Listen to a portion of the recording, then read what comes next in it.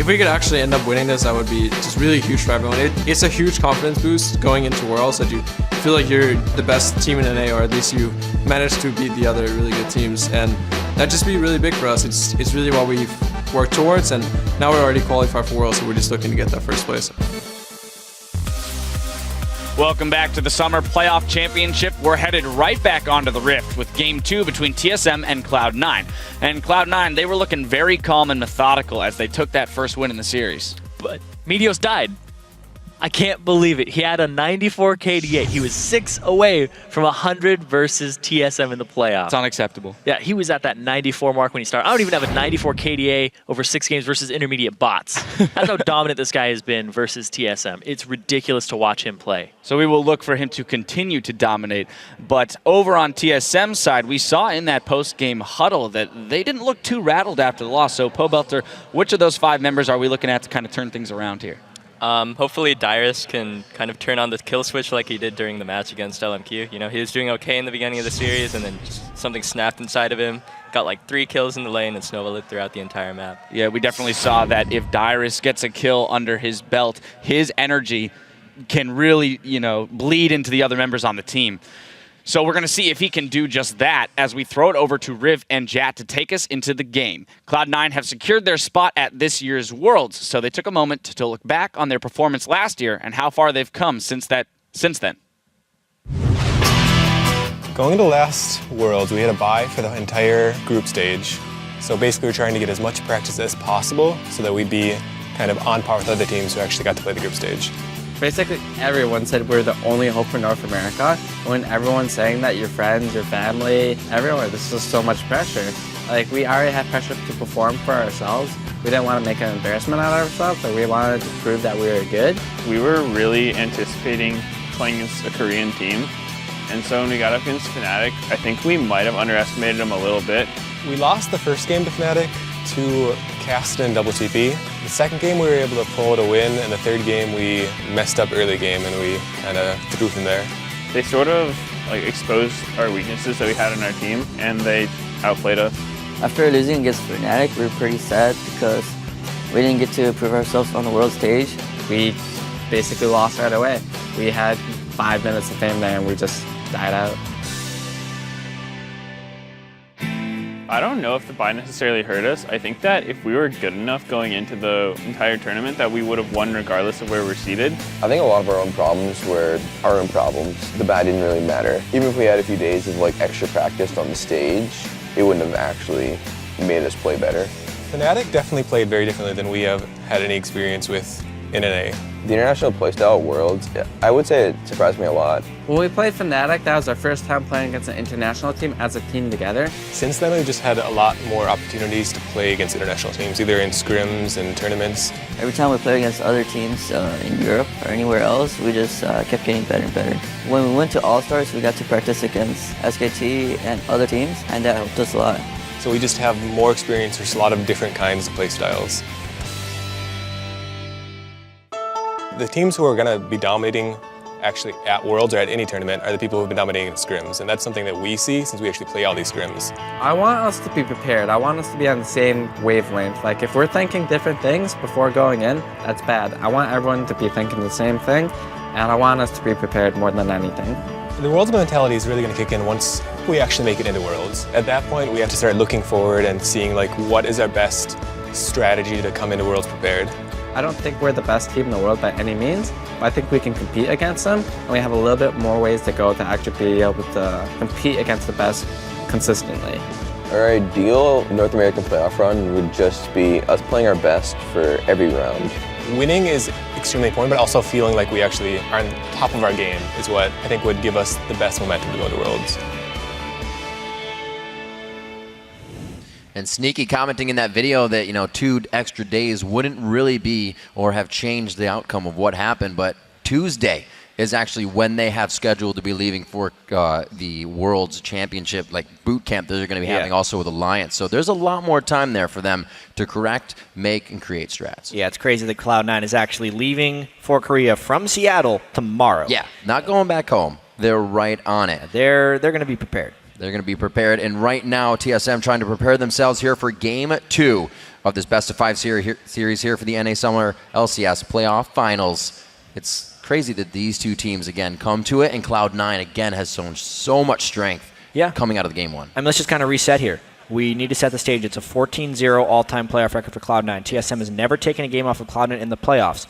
They have hardly beaten them at all since entering the LCS. However, this split, more than any other split, TSM has found more success over Cloud9. They beat them twice during the regular season, so there's that, right? Yep. They know they can beat this team. They beat them all the time in scrims. Right. It's just a matter of beating them on the big stage for the first place in North America. It's been in different areas, different times as well. TSM has changed the composition of their roster around this season, and it seemed to pay off so far now heading into this final matchup, or I should say final best of 5 with Cloud9. 4 more games to go, possibly. Cloud9 looking to make it 2, as they would like to. The Nunu still gets banned out. Balls will not have Nidalee. Seeing some of the same, the chaos of Zillion's Chrono Shift will not be seen throughout this game. See, it's really strange to me when teams have a priority on one champion like Zillion, and then still respect the other team to use it better than them, because I don't feel like Zillion was that effective for TSM in that last game, yet they still banned it out themselves. That's just a personal curiosity of mine, but you can definitely see TSM taking the generic ban strategy once again, hoping for different picks now that they are on the blue side. And Cloud9 showing that they have no trouble banning Amazing with the same 2 champions to start off again, knowing that they'll hinder a bit of his jungle pressure and objective control, always banning that. Nunu, you will not get Zed this time, Bjergsen, and they will have the Alistar left open, hovered, and locked. All right, so the first time we're going to get to see Alistar here in the North American playoffs, it feels like. He's been banned so much here at PAX. Whether it's a top lane Alistar or a support Alistar is yet to be seen. Lustboy has played a lot of support Alistar. That was even before he was buffed. So now that top lane headbutt Alistar is so big, we'll see if Cloud9 is willing to play it. Cloud9 may pick Mundo here at some point during pick and ban, because he's one of the guys who can withstand the Alistar in the top lane. Or they could just try and lane swap it and neutralize it. We'll see. Slow lock-ins here coming from Cloud9. Like we said, we kind of saw both teams doing their own thing coming to champion select, and it seemed like that caught TSM off guard with the Fizz pick in the end. It was something they played, but all the way down the line it was a bit faster than what did they want to round it out with Bjergsen. Here Cloud9 from the get-go seems to be taking it into consideration, but so far it's not fixed. Or if it's not broken, don't fix it. Yeah, they're keeping the Nami away from Lustboy as well. Right. Lemon with his pick and ban priority, made with the help of their analyst Charlie, who was here in Seattle as well. They've really been on fire lately. Like Cloud9, they had such a shaky start to the regular season, but really the fact that they won 10 of their last 11 games is so impressive. They're a team that kind of is able to bring out the wins without showing anything different. Before, they'd always say, we just like to pick what's OP, but now they don't do that anymore. They pick what they're actually good at. The whole team has come together with such a composition, and every time, usually it's a fighting composition. We don't see too much poke coming from these guys. They like to control the game and then keep control of it. See, oh man. The fans are saying don't pick Lucian. WildTurtle wants Lucian. He likes it. Builds that damage early in the game. Very early, as you would, Listen, 80 caster Lucian, but there's a lot of banking on this Trist here. Yeah. So this is a personal opinion of mine. Yes, Tristana is 11-2 in the playoffs here in North America, but I think that is more of a correlation than an absolute cause. I look at the last game, and TSM did not lose because they had Lucian and not Trist. They actually won the lane with Lucian. Right, exactly. Pretty substantially. They took the turret and took almost no turret damage in return. The team fights didn't go well, and TSM was not able to snowball their advantage. But WildTurtle is one of the better Lucians, and Sneaky may actually be the best Lucian in North America, talking to a lot of the players, so it is not a bad pick to take that away from him. Absolutely. The positioning is above and beyond something you have to have with Lucian. If you want to harass in lane, the Yasuo comes out quite fast. The synergy as well across the board with everybody except Meteos. And the lock-in's almost even faster, or at least the hovers here from Team SoloMid. The Kazakhs once again going into the hands of Amazing, and Lustboy on the Thresh. These are very powerful lanes for TSM, through and through. Yep. Alistar top lane. It's what they needed. Bjergsen Syndra is incredible, and it will really be on high to withstand that in lane as Yasuo. It'll be a little tricky for TSM to have the proper exhaust coverage for Yasuo. I'm really wondering if Lustboy's going to switch that Ignite out for an exhaust, because Bjergsen will want the Ignite for the kill pressure.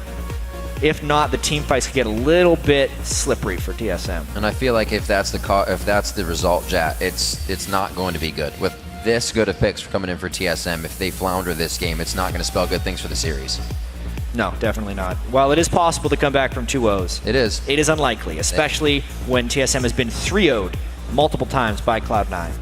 So we have it locked in. The Lulu gets grabbed up on the other side. High will have that assassination potential on his Yasuo, and blocking Bjergsen's ult all day if he can get him in there. So very good back and forth we're going to get from the mid lane.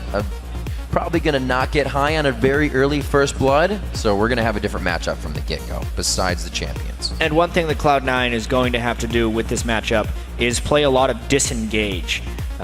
It's very difficult to work around Alistar's Unbreakable Will, his ultimate. 70% damage reduction, plus a whole bunch of AD to add to it. So when he goes in, Cloud9 will have to peel back, and that's one of the big reasons, I think, they went with the Lulu. They need the Glitterlands to keep TSM at bay, and they need to be able to retreat when they get initiated on by Alistar. I want to see how those team fights play out. All right, we'll see how it happens. The teams are loading into the Rift for our second match between TSM and Cloud9. This is going to be huge. Use TSM #win or Cloud9 #win and keep all those predictions up to date and coming, as we will update them on the screen. That's what happens. We like to show you guys that you're bringing in an effort here and really having a point to the game. The players also want to feel you shake the stage. Get your voices up for Cloud9 or TSM. Get the cheers out. They're not going to be able to hear you, but they're definitely going to be able to feel in their seats. Yeah, there's enough people here that the vibration, nothing stops that as far as the crowd goes. TSM does seem to have the slight fan favorite, but there are a lot of Cloud9 fans here. It's a very high final. And remember,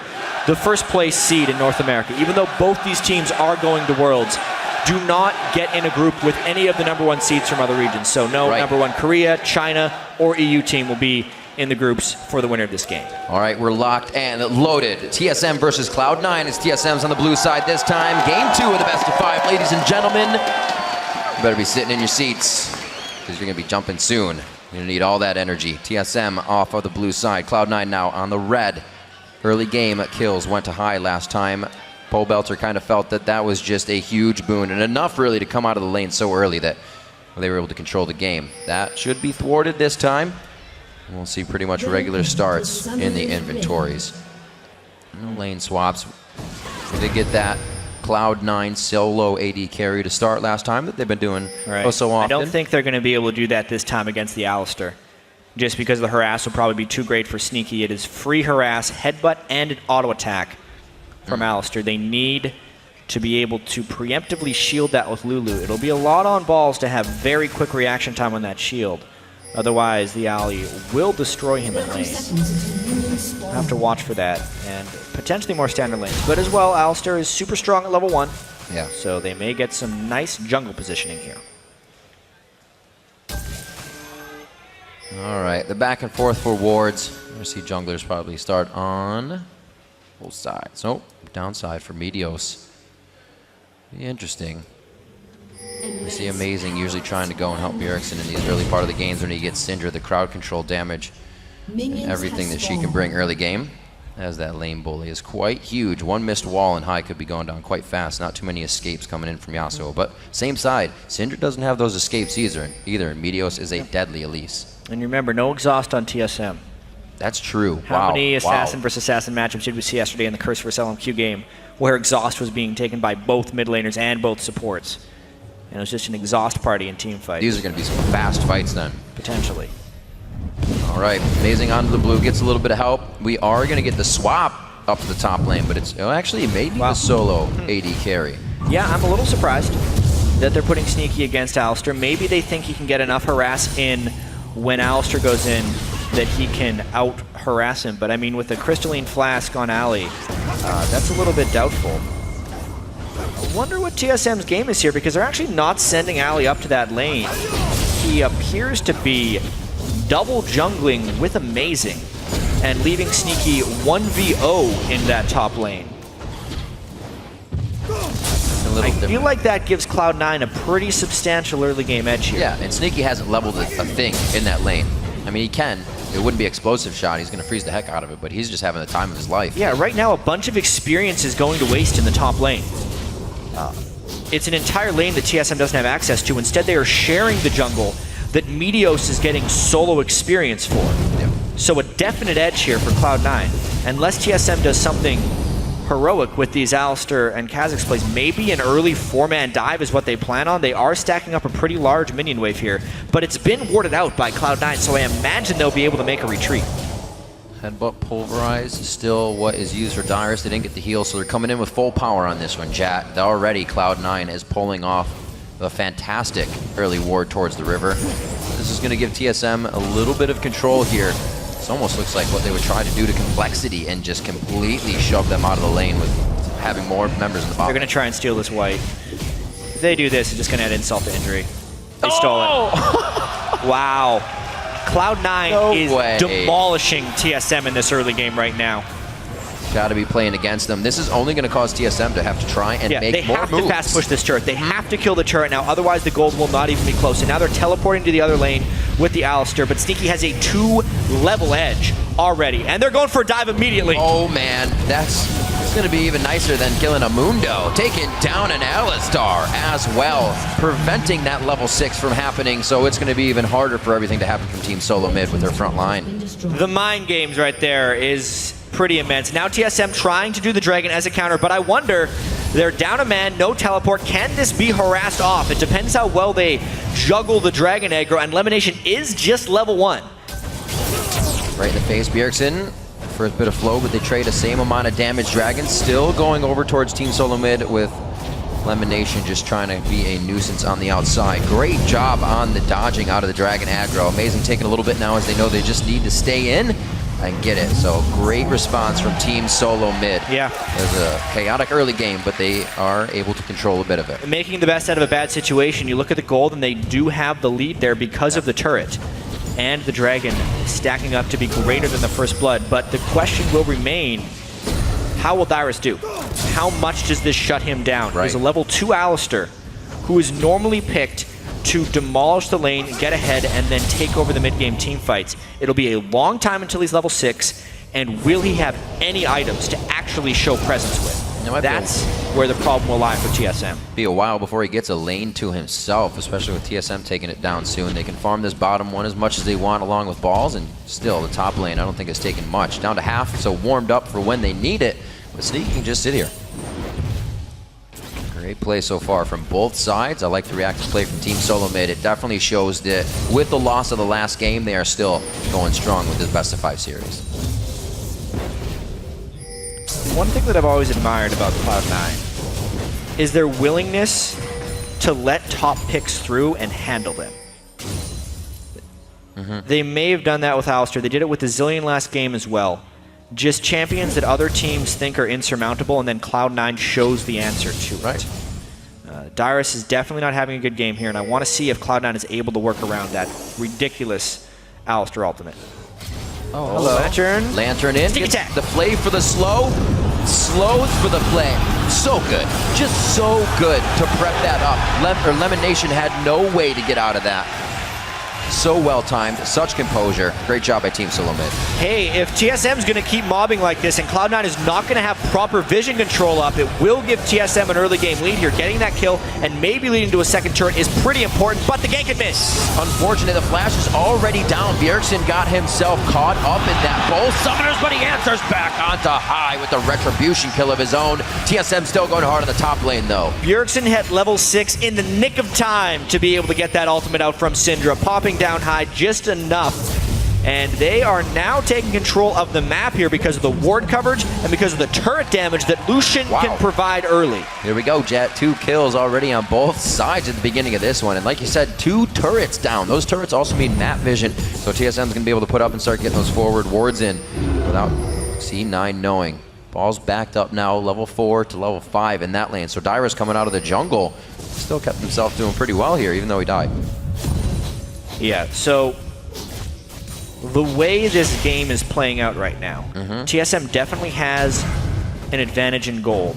But what that has cost them is a potentially very farmed Meteos. He now has his Sightstone and will try and control the vision. For TSM, they kind of just want to keep the pressure up. They have 2 turrets down already. If they can get through, they may be able to start starving Cloud9 off of experience. The gold lead lies to us right now because Cloud9 can still be in position to get other turrets, and in the jungle they hold a pretty decent experience edge as well as on this 80 carry slot. There's still much game to be played here. TSM prioritizing the turrets quite a bit as they send everybody towards the top side. Look at this, Meteos is going to hit level 7 on this red buff. Amazing is going to hit level 5 on his red buff. It's a big discrepancy if they meet. It basically means Meteos needs to start invading and bullying Amazing, which is difficult when TSM is pushing the lane so well. And when you see that, when you are Meteos and you see Amazing at level 5, how fast do you act on it? What's your first point? You have to act immediately. The focus here, though, is the mid lane, knowing there's a flash down. And knowing that pressure from Amazing won't be as big. No ultimate there, and they are free to take down Bjergsen for a second time. The teleport has Oh, man! That teleport stopped. Actually, I think it was hit up by balls because they are close to the bottom lane. Yeah, either Dyrus canceled it because he was worried about the 2 mammoths in the mid lane, or he just got it canceled. We'll have to take a check on that if it was canceled. But either way, either way, they're trying to punish the immobility of Syndra by just punishing that mid lane again and again, and knowing that a counter gank from Amazing is not threatening yet. Right. So, play to the top lane now. A lot of aggression coming out of these lanes now as they meet. They've done quite a bit of solo damage. Let's see if Turtle and Lustboy can get themselves some kills here on LemonNation and Sneaky. Like we said, that lane came out on top last time. We'll see if it can again. I got word it was a very easy teleport cancel for balls. He just used his whimsy to get in range. It was not anything special. Flash was completely up, and now they also hold the teleport edge. Oh, this could be a nice setup, though. Oh, consecutively stacking those crowd controls. Very nicely played. High only doing what he can to stay alive and get that teleport in. Balls can knock at the wild growth in time. They may have gotten themselves into a sticky situation here. One more scout of the week, but it's not going to be up.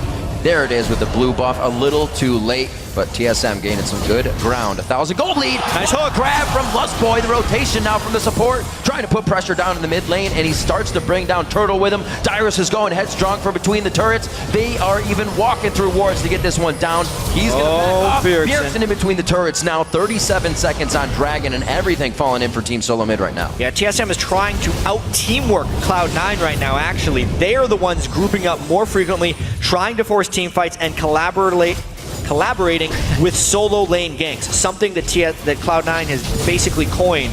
High and Ball is working together with ganks. That time it's Dyrus and Bjergsen chaining crowd control, finishing off High, and trying to finish this mid turret. Not a turret down yet for Team SoloMid, but they have dropped 3 of Cloud9's, and they're going to start getting forward wards. Plus that Dragon number 2. How much is down for Cloud9? They are starved of vision. They have not been able to get this vision up. They're down 3 turrets, and if they lose this Dragon, it's even more. Meteos is still very big. He can come up in these fights for the team. Tidal Wave just on the other side is actually not there yet. No 6 from LemonNation.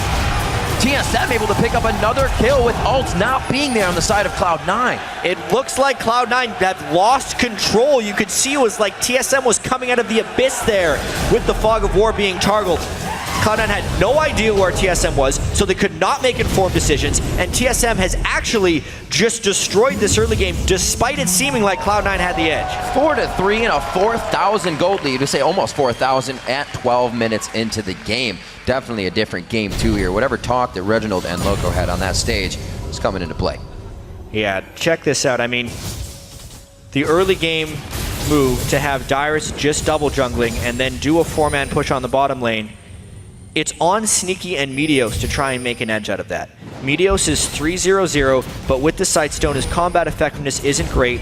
And Sneaky on Tristana, even though he did have that BF sword, if he's being paced by Dragon kills, turret kills, and player kills from WildTurtle, he's just not going to be stronger. And everywhere they go, TSM actually has an edge. And they continue to get out-rotated. Oh my gosh. Wow, they keep Sneaky in. He held it. He let himself get hooked so he could get the rocket jump out, which seems to be the right play so far. LemonNation just on the backside, still not 6, so he can't be using these tidal waves. He's got to get that soon to help the team out. Yeah, Cloud9 will need to find a catch in the jungle to stop TSM, but TSM is the team that's grouping up. It's remarkable that they're able to always be a bigger group while continually keeping the lanes pushed. Cloud9's wave clear is just not keeping up with this roam from TSM. So many valuable wards being placed in Cloud9's jungle right now. TSM is having no trouble with these, and they seem much more comfortable this game. Pushing now the second tier turret in the top lane. This should easily go down. We have High in the bottom who's going to be focused on that. So Cloud9 succeeds this turret, but they will not to the inhibitor. Yeah, 4 turrets to 1 now is a pretty remarkable map pressure advantage. High trying to get something done in the split push, but it just means the rest of Cloud9 needs to withstand this and play the disengage game for a while. Disengage indeed. TSM has found a way into the face of Cloud9 every time they needed to. As 0-3-2 coming in for High this game. Meteos has picked up those 3 kills, but they're not really able to spread that power around just yet. TSM, however, doing quite a bit with kills across the board. I'd say this game probably actually turned when High got killed by Dyrus and Bjergsen in the mid lane. Up until that point, it was kind of a trade of experience for turrets, but then there was almost a critical mass of map pressure that you can lose. When High died 2v1 for that, they lost that 3rd turret and in turn lost dragon pressure. Now it's just about how well TSM can constrict Cloud9 and cut off their farming paths. Well, here's one. They're going to be able to deprive them of it. Not maybe a red buff. Cloud9's definitely going to act fast on this one. Meteos still in the mid lane to make sure Bjergsen has something to think about. Gives the rest of Cloud9 a little bit of pressure relief here in the jungle. TSM doesn't want to give up, though. Dyrus has his teleport up, but he's not there immediately, and he's not willing to burn it as of yet. Ooh. Timely wind wall there by High. Would have been the death of him. Let's say, when's he going to use it for the Syndra ult? But that definitely saved his life to keep it up for the death sentence. They're trying to harass everything. They're not letting Cloud9 get any bit of their jungle without harass. TSM much more prepared early game here. They do have the better early game champions, Lucian greater than Trist for quite some time. You can see he's really outclassing him right now. No IE yet on Sneaky. Mid lane as well, Bjergsen always tries to dominate with Syndra, plus the fog of war control of Syndra is just spectacular. That's a lot of the things that TSM loves to do, is create those late game picks just from a slight fog of war. Blue pickup, nice and easy for Bjergsen. He's sitting on penetration boots and an Athene's. Not huge yet, but for this point of the game, it's a nice spike. Very nice. And Bjergsen actually sitting on 3 green wards right now to go with this sweeper. So you can tell it's all about map control right here for TSM. Cloud9 is going to try and disengage and farm out until they can hit some item breakpoints, because TSM is kind of already there for a lot of them. The Athene's on Bjergsen. The Ghost Blade was completed on WildTurtle. They want to get fights now. Looks like they're all coming out of base, and that is going to be the plan to formulate. Dragon's up in 1:30. Obviously, bottom lane's going to be cleared out here. Hopefully, Dyrus pushes it down and they get some wards in. That's all their, or rather, balls, I should say. Pushes it down, they can get some wards in. Cloud9, they have warded up their side of the jungle like heck, but it's the side of the TSM they need to be on. Right now, I think they're expecting TSM to make a mistake inside the jungle of their own. TSM trying their hardest to give Cloud9 their first ever playoff loss. It would be ridiculous. It's been this mountain the TSM has been unable to climb for so long. Honestly, one of the things that prompted so many of the TSM changes was their inability to challenge Cloud9. If they can't be the best team in North America, then how could they hope to be the best team at Worlds? And TSM, this would be the first step if they can take a game off of Cloud9 in the playoffs. Huge bit of momentum it would. And that first step needs to happen now, because Cloud9 is trying to turn it right back on the head of Team SoloMid. They will with a nice mid kill. That leaves 30 seconds on Dragon. They're putting the chess pieces ahead way before they need to be, and they're set up for now a turret and possibly this Dragon. And that was with Bjergsen losing Flash, so he's even more vulnerable in the next fight. The Tristana Yasuo combo is a very real team fight threat that TSM needs to account for. With the turret being taken down there, if Cloud9 can control that next Dragon, they are right back in the game. They absolutely are. Didn't even need wards to make that happen, but they have kept themselves quite safe on their own side of the map, stalling out the pressure the Team SoloMid has created. It's like it's now their time to try and fight back. This is such a tense moment for Cloud9. They do not have the confidence to just go right into the Dragon Pit. The fear of a teleport from Alistair is absolutely huge. They have to be so careful with this. They're trying to rush it down, but there's the Alistair. Both TPs coming in. Dyrus going to be on the top side. He gets the wave, and he gets actually right over it. Throwing on the Iron Will. Looks like he could stay in the middle of the fight. Turtle, no protection for him on the back line, and he's got two big DPS crunchers coming on him.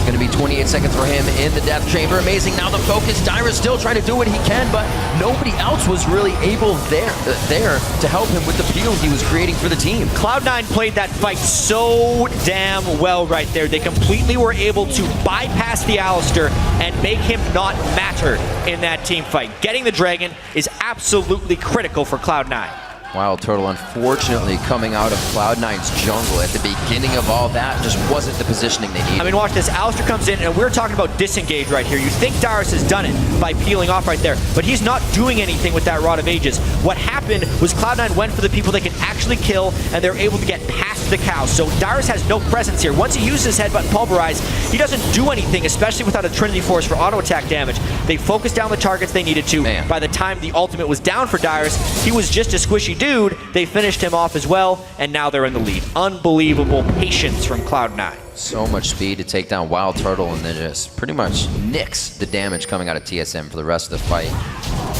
Bjergsen needing to get in there with the team next time, but they need the positioning overall, and that was won by Cloud9 very handily. 29,000 now as they take the lead to 28. Game one in their favor, and it looks like they're trying to do that again. TSM very close to pulling this one back in their favor, just with another move. Those are going to go back and forth, I feel, for the next 10-20 minutes. How can TSM beat Cloud9? Because it is so difficult for them to do. They're trying as best they can. They had that early game lead. They took down so many early game turrets, but have the team fights swung against them here. You can see Dyrus was unable to be effective there with that initiation. They have to initiate more cleanly. Dyrus needs to be in there while the TSM members are dealing damage. They cannot have him be run past, and now the tidal wave... And they don't want to stop. ...is a zone so they can get turret damage down, but Alistair is flanking. This might be the fight. There goes Dyrus in. He gets a 4-man pulverize. The calling hits the entire wall, and WildTurtle's forced to stop it himself. Yes, whoa! Oh my God, High goes in and gets a 4-man last breath himself.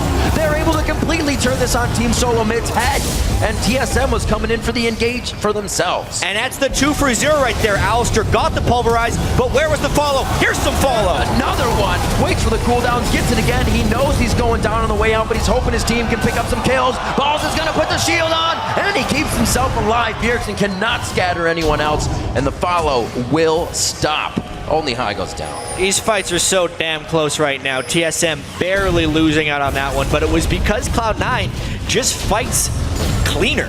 They got that monstrous 4-man last breath, and there was no exhaust to stop High. I mean, watch this. Dyrus, great flank position. He breaks the CC, 4-man pulverize, but a bubble zoned out Lustboy. Bjergsen couldn't chain with the stun, and Cloud9 lived through it. The flame missed right there from the Thresh, and then everyone from Cloud9 was able to just pile on. If not for that turret, Cloud9 may have just decided to continue to wreck TSM. Bjergsen, though, with some really nice skill shots near the end here. Dyrus still with enough health to do a re-engage after a stun, and he's able to get a little bit of follow, but it was just a 1-for-1 trade after that. And a great escape from Cloud9, so damn low. It's crazy. It seemed TSM had pretty much their spike in items for the time. The Athenes, the penetration, the Rod of Ages being built up by Dyrus, and Cloud9 won that dragon fight. It's like teams have to be risk averse. Give the dragons up, continue your pressure around the map, because Cloud9 in that 5v5 brawl will just put you on the ground. Then over and over again, where they win the fights. We'll see if it happens again. They took it all the way to mid that time and now have a 2,000 gold lead, and they've started to really even up the turrets. At one point, TSM had a shutout on those turrets, but quickly brought back by Cloud9. The control has definitely shifted here. The emphasis is on TSM to find initiations and then Cloud9 to counter those initiations. Nami is so critical in this because if Alistair goes in, the follow has to come immediately, and if there's a tidal wave there with nothing on TSM to block it, like a Braum or Yasuo, they basically just have to eat the wave, and that is a really difficult thing to team fight through with all the slow and the minor knockup it provides. LemonNation has had no problem denying that Nami from Lustboy. Doing it now for a second game in a row. see where they keep going here. TSM's now trying to put their foot down, get some more wards down. They definitely need to get that vision before they can start getting themselves in some scary situations. Dyrus on the front line hasn't really had anybody to come up behind him too much. TSM hasn't felt too good about the reinitiation. So much this is on High's wind wall to be thrown up after Dyrus initiates. Right. And prevent follow-up from hitting the team. Great damage onto the turret. Focus from Team SoloMid is where it needs to be. Turtle trying to keep the wave in so they can just do it quick and get out of this one. Meteos on the side creating options for Cloud9, but he's forced back to the turret now, and it's going to be just all out. 5v5 here at the middle turret before this inhibitor could be possibly going down despite this fight. Or decided on this fight, I should say. Yeah, using the wind walls to just stop the siege is pretty effective thus far. As long as they're able to recover while the wind wall's down. Looks pretty good for them so far. They may actually look for a bit of a counter initiation, but that opens them up to a flank. Good pink ward coverage by TSM. Thought maybe Dyrus would go there, but the TSM follow-up would not be quick. And Amazing takes a bunch of damage. Ooh, a very nice scatter. Dyrus puts himself it's through a wind wall. The team has to be able to get through with Dyrus. Amazing goes in, he gets exhausted immediately. That's going to be balls on the follow for him. Dyrus still trying to do what he can. This is WildTurtle now puts himself on the front line. Quickly throws down the summoner heal for himself. A very fast flash. Pulverize coming in. Or headbutt pulverize. He didn't flash, he just moved across the screen. TSM finds the catch there, and they eliminated High from that fight, and now it's just Cloud9 being scattered. WildTurtle on the hunt. Oh, what a nice buster shot to get back, but he pulls him back in. The dark passage could be enough. Lustboy is going to have the vision. He should be able to hit this. A nice dodge by LemonNation. We do have Bjergsen as well in the mid lane with Sneaky right now, kind of going back and forth. The turret did not fall there. They're going to keep going on this. The war of the mobility boot supports. Too fast for each other's good. Can't get some skill shots down. TSM trying to get this dragon. It looks like they have just kept this game close. Smart play by Team SoloMid to come in. Understand that Cloud9 a little bit stronger right now in the game, but they can still win the fights. There's so much initiation potential, and the chain stun potential from TSM is huge. So this time, they get that first stun onto High. Dyrus chains it, and then in order for High to initiate, which he tried to do, he had to walk through the damage, and he tried to walk through a monster Bjergsen right there. Just not a clean fight from High. Though if they can burn Dyrus' ultimate here, it would be huge. That is absolutely but they used last breath on it. That's too much. High getting very, very antsy in this situation. Very reminiscent of the Fizz play he used to bring out, and it could be getting in their head that they were ahead in this game, and it does not look that way anymore. Team SoloMid starting to take an advantage. The culling, pressuring LemonNation and Sneaky off, but not doing too much damage. This turret's warmed up to go down, and Team SoloMid has got the crowd on their feet. High making some uncharacteristic mistakes there. You could see the goal was to catch Alistar out of position. Maybe they thought his ultimate was still on cooldown because they burned their team fight on him, and it allowed a fantastic follow from the rest of TSM. Dyrus is untouched. They get 2 kills, and now they can push more turrets. All the way across the map, coast to coast for the turrets. Now looking at the front line, just around the horde of the 3 inhibitors on the side of Cloud9. 2,000 gold and a little bag of chips in favor of Team SoloMid. 9 to 10 in kills. These games, they're definitely getting a good amount of kills in. I'm liking it. Trying to brute force through. No poke games here, no tricky stuff, just all out battles. Very aggressive League of Legends coming on here. Teams trying to catch at each other, but yeah, bubbling to last breath doesn't even phase Dyrus, and the rest of TSM was there to follow. This was a fight without WildTurtle, but if all of the damage and cooldowns get built on at Dyrus, then there is nothing to stop the TSM follow. Meteos, as farmed as he has been on Elise, he was 5-0 at one point, is still just an Elise, very reliant on the base damages. And if he's caught out of position, he's going to die just like anyone else. So we'll see how TSM stays on top of their advantage here. WildTurtle doing very good on Lucian this game. 3-2-1, 205 to the 106 of Sneaky. Once again, when they met up in lane, TSM came out on top again. Very good power spikes for both of those AD carries, however, and it's only going to get stronger for Sneaky towards the late game. You can see TSM trying to keep the pressure on and not let that happen. Almost taking Sneaky down, and Dyrus tries to get in. He does break it, gets the pulverize down. He wanted that headbutt first to create the crowd control and stick Meteos in the same spot. Beautiful pickup here that they're going to get, and it is perseverance that pays off for Team SoloMid. Interesting that Balls was not willing to use his wild growth on Meteos. It's almost like they're saving it for a later fight. Almost a great escape by Cloud9. Nice catch by TSM, but this game is not yet over. The Baron dance will continue. Bjergsen showing in mid, trying to get that fog of the war, scatter the weak, or at least pull somebody, but Cloud9 does not have the vision they want there, so they're playing very wary as they enter the top side of Baron. Yeah, it's all about sweeper cooldowns. No scrying orb, surprisingly, on Cloud9. You often see a scrying orb from the red side of the map here, meaning they have to kind of walk in this dangerous territory and get picked off. No ultimate. Didn't even have Too time. fast. Yep. The stun into the Kha'Zix isolation was just too much to handle. TSM can continue to do that. They'll wait a few seconds. When they realize no one's coming, they can just hit the Baron.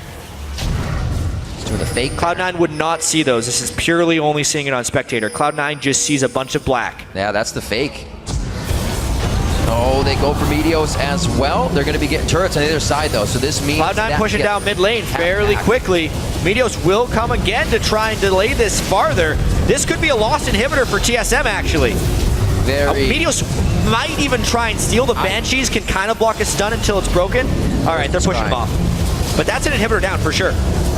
Very interesting. TSM takes quite a bit of time and relinquishes their base. The inhibitor goes down here, and C9 is going to walk out with quite a big lead towards the mid lane and possibly the bottom lane. Oh, no. Very careful here. I don't see many home guards. Cloud9 has to run. 2 home guards here coming out, so everybody else is going to be trying to pick up the slack on the back line. Hive will be going down without an escape, but that's what LemonNation's ultimate was for. They made some great ground, and there's minions on the Nexus turret. Cloud9 tried for a home run there. They had balls teleport in to try and interrupt recalls, and he was unable to. So now Cloud9 overstayed. They were expecting the recalls to be broken, and they were going for 2 inhibitors, but they did not get it. All the way ring around the Rosie here by Team SoloMid and Cloud9. They meet back up in Dragon, and it looks like Turtle very close to going down. The bird stays up, but he's able to get the attacks that keep him alive. Thresh as well, get a little bit of safety. Hey, Baron buff on 5 members of TSM, but they have to act on this very quickly. Cloud9 did burn that inhibitor down, so if TSM is not pushing the mid lane, then they will lose management of that and have to have a full-time defender, which would allow Cloud9 to just continue to farm up that Trist Yasuo teamfight comp. Man, quite a bit of multitasking for them to do now. 45 seconds on the Dragon, so they might be able to send, or at least keep WildTurtle there. They have 0 vision. He's going to go back. He's definitely got some items to put in his pocket. What a fantastic game so far. Only 30 minutes into this one. We're definitely not just going to get a one-sided here, but Team SoloMid has to be very careful. One fight wrong, and Cloud9 could be right on the Nexus. We've seen by this game that both teams are willing to just turn a fight on a moment's notice if they get the right initiation, and that's what a lot of these fights are coming down to, is just who starts it well, or who follows well, or who executes within the team fight. It's a very fluid game that we have here. And it's not like TSM is making the wrong decisions or Cloud9 is making the wrong decisions that frequently. Baiting at the Baron is something that TSM did. They just guessed that Cloud9 was going to be more aggressive about checking, and then it was too late for TSM to respond by the time Cloud9 was pushing mid. Again here, TSM is trying to push mid, but Cloud9 has mind gamed themselves down to the bottom lane.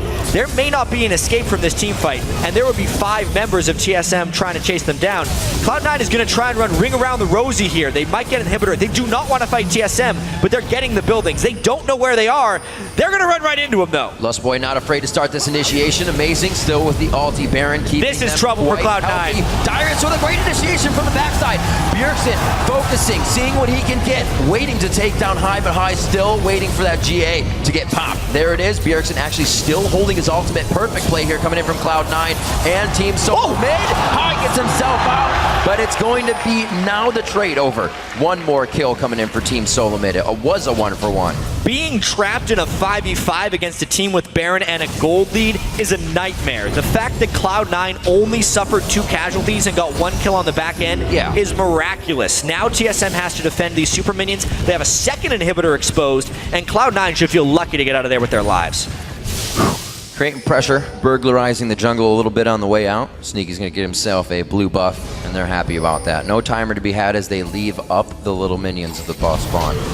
So they're really just trying to deplete what everybody has on the side of TSM. A little bit of a breather now, chat. Yeah. Go ahead and figure out what the hell's going on. The teams have to kind of catch their breath, and at this point, plan their next phase of attack. TSM wants to keep this game controlled. They just want to group up.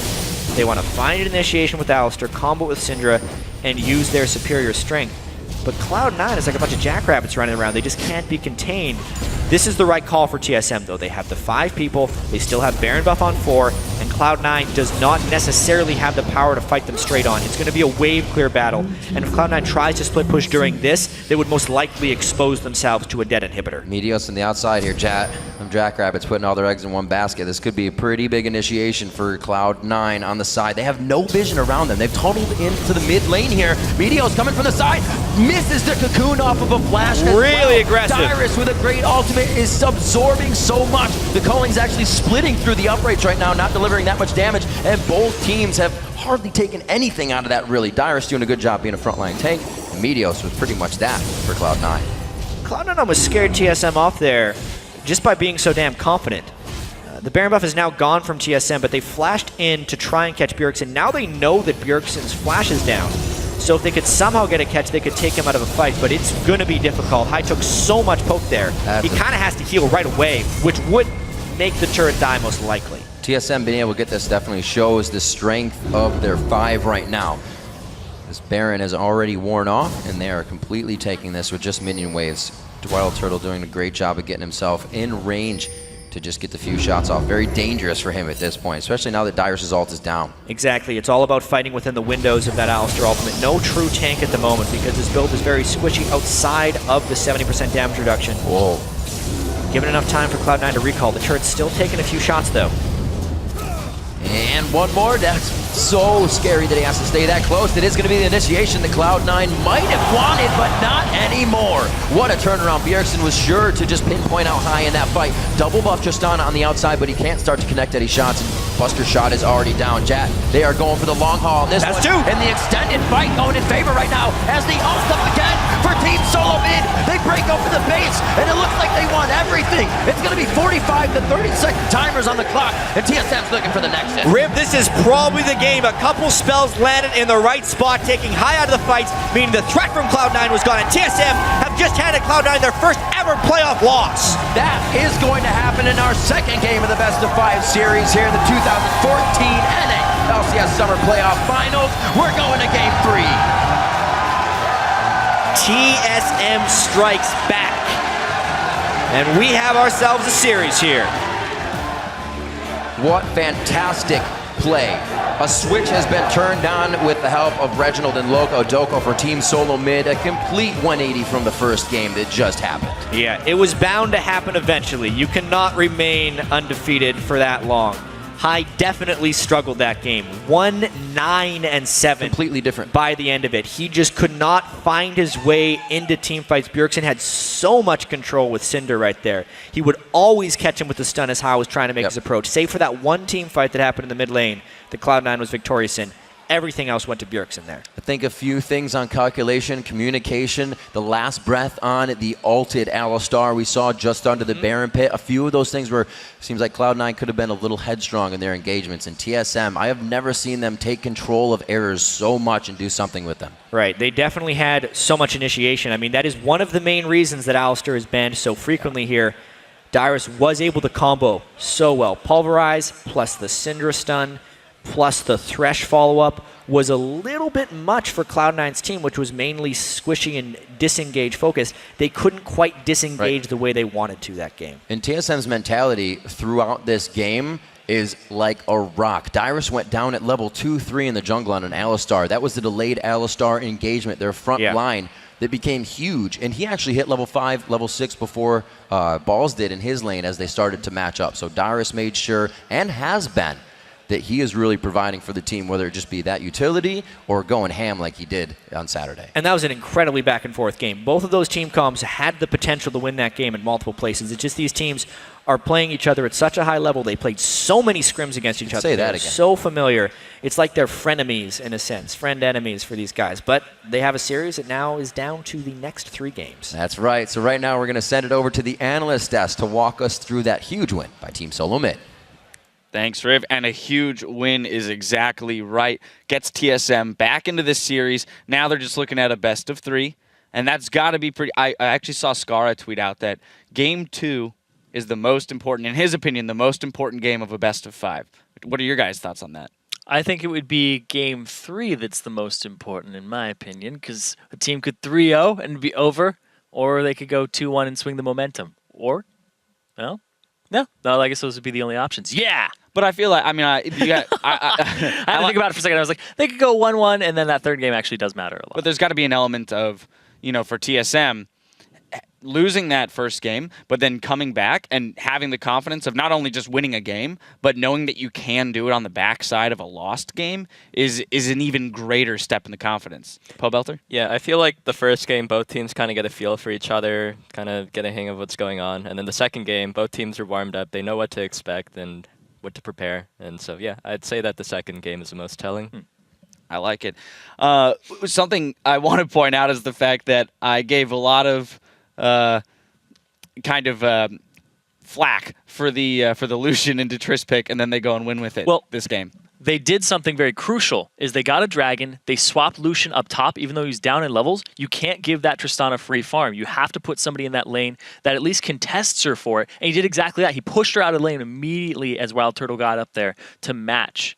I thought that was the perfect move. And then Pobelter, Cloud9 left up Syndra for Bjergsen, which is widely known as one of his better champions. They chose to ban out the Zed in favor of that. What are your thoughts there? The pick ban was really weird. They left Syndra up for Bjergsen. That's fine if you have an answer to it, and their answer was supposed to be Yasuo, but picking Yasuo into Alistar and Syndra is just pretty much suicide. Like, you have to play absolutely perfectly to even, do okay. Yeah, I think the big thing was the Alistar that game in picks and bans for me, because immediately picked up their first pick for TSM. Dyrus now has a frontliner, which he didn't have last game, and it is one of the best picks against a Tristana and a Yasuo. Just so much displacement, and Tristana, you can dive her in her bad mid game if you all group up level 7, level 8, level 9, and she can't do anything about it. Even late game, his damage reduction is just massive against her. Yeah, Dyrus is one of the players we pointed out to watch for this game. He definitely stepped it up on that Alistar, made some plays, roamed mid, got Bjergsen a kill, which was played a large role in that win. I do want to jump into a replay. This is actually for Cloud9, just because it was a pretty epic play. We're going about 20 minutes into the game at TSM's inner turret. Pobelter, walk me through this. Okay, so we can roll the clip. So we see Nami zone out all of TSM with the tidal wave, and Alistar is coming in from the flank right now, but TSM has tried to evade the tidal wave, so they're really far away. The cocoon is really crucial there. It delays the Alistar engage, but he gets a beautiful 4-man pull. The wind wall is really good. It blocks pretty much everything. But TSM just tunnels too hard. They get hit by a 4-man Skill Tempest into the last breath, and then yeah, that's basically how you have to play on Yasuo against Alistar Syndra, but it's so difficult to do that consistently. Yeah, we talk about Cloud9 being a great team fight-oriented team, and just saying that doesn't really go into depth about why they are. Their positioning is so good, and the fact they all move together as a group, and their comms are very clear, there's only one person really talking most of the time, is fantastic. And that's why they're so good at this, because everybody went the same direction, everybody went the same way, and they all turned at the same time. I have to say, I love their decision-making. When it came to that Baron play, TSM decided to start the Baron. Cloud9 was like, fine, we'll just take an inhib and a bunch of turrets. It was a good move. It was a really good move to try and answer and trade those objectives, because they got two people picked off, because actually one person picked off, but then Meteos was kind of stalled by the Baron. So they had a 3-man push, which was divided 2-1 over in the bot lane. I thought that was the best move they could have possibly made in that situation. Teams seem to have different prioritizations for global objectives. For example, Cloud9 choosing to go for that inhibitor over the Baron. Pobelter, just a kind of a personal question. For you, which is more important? Would you trade a mid-inhib for that Baron? It depends. Like C9's team comp, their push wasn't that great because they had Yasuo. Can't really zone people away from turrets like someone like Syndra or Anya can. So towers and inhibitors are more important than Barons, I feel. But I don't think they were able to contest that Baron at all. They just had so little vision. So they decided to go for the safer trade. Take what you can get. I like it. I do now want to jump into the final team fight of the game, which turned everything for TSM, gave them that win. Zyrene, I'm going to let you take this one away. All right, so they're sieging up in the mid lane here, and Sneaky, I don't think he's died this game just yet, but they end up picking him off at the end. So start rolling the clip out here. Yeah, they just siege up back and forth. The cocoons come through, and they don't hit in high. He's overextended. He's just trying to get that Steel Tempest. He's reaching out, and Bjergsen picks him off, and Sneaky off on the side. There's nothing here to blow him up, but then he jumps over the wall, and they have to get this wild growth onto Meteos to keep him alive. So he tries to get out. They blow him up with some crits, and then they dive Sneaky, giving him his first death of the game. And then from there, it's pretty much over. They don't have anything to deal with this. They just keep going through, and they just end up ending the game off of that, and a lot of that was High couldn't get his Steel Tempest to get his last breath. Yeah, they didn't seem to quite have an answer for the sieges of TSM there. I just want to mention that was actually like Sneaky's first ever death against TSM in a playoff match, right? I think he died last game one time. Did he die last? Not 100% sure. I'm not entirely certain. See, I tweeted about it, then somebody tweeted back at me and was like, "Nope," and I'm like, "Okay, I'll double check it," but I didn't have time, so. Getting called out. All right, final question here. We're moving into Game 3, swapping back to the sides we had in Game 1. So we're probably going to see, would we see similar bans from Cloud9? Because they did ban out the Syndra in the first game, and that seemed to be one of the biggest problem causers for them in this game. I think that their bans, there's so many things right now that you have to pay due diligence to. The Alistar, the Maokai, the Nidalee. They've been banning out Lee Sin on the side of Cloud9. I don't know if you really always have to ban that against Amazing. All right. Well, we'll see what they decide to go for. We've got more Championship Monday action coming your way. When we return, we'll head into Game 3 between Cloud9 and TSM. Stay with us.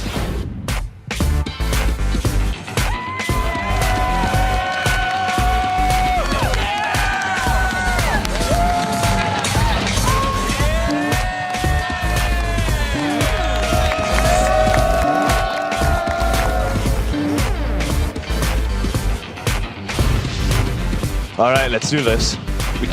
Just remember what we practiced. Let's give C9 their first player of last. There goes Dyrus, and he gets a 4-man pulverize. The calling hits the entire wall, and WildTurtle's forced to stop it himself. Yes, oh my God, High goes in and gets a 4-man last breath himself. Dyrus puts thing is, it's through a wind wall. The team has to be able to get through with Dyrus. Amazing goes in, he gets exhausted immediately. That's going to be balls on the follow for him. Dyrus with a great initiation from the backside. Bjergsen focusing, seeing what he can get, waiting to take down High, but High still waiting for that GA. Stun 3, stun 3, stun 3. 3 seconds on ult. I can go in. Stun on Sneaky. Alright, never mind, I missed. Sneaky.